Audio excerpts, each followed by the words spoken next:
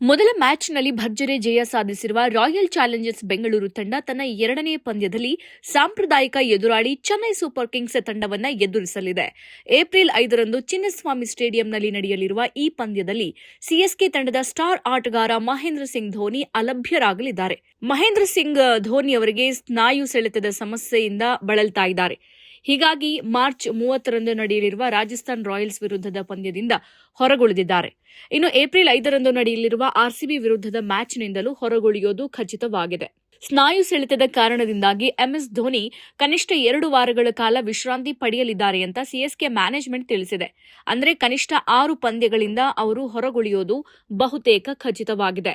MS Dhoni ಅನುಪಸ್ಥಿತಿಯಲ್ಲಿ Chennai super Kings ತಂಡದ wicket keeper ಜವಾಬ್ದಾರಿಯನ್ನ ಸಂಜು ಸ್ಯಾಮ್ಸನ್ ನಿರ್ವಹಿಸಲಿದ್ದಾರೆ. ಅಂದರೆ ಸಂಜು ಸ್ಯಾಮ್ಸನ್ ಸಿಎಸ್ಕೆ ಪರ ವಿಕೆಟ್ ಕೀಪರ್ ಬ್ಯಾಟರ್ ಆಗಿ ಪಾದಾರ್ಪಣೆಯನ್ನ ಮಾಡಲಿದ್ದಾರೆ.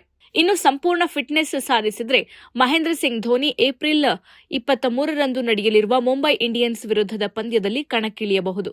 ಅಂದರೆ ಧೋನಿ ಕನಿಷ್ಠ 6 ಮ್ಯಾಚ್ಗಳನ್ನು ತಪ್ಪಿಸಿಕೊಳ್ಳುವ ಸಾಧ್ಯತೆ ಇದೆ.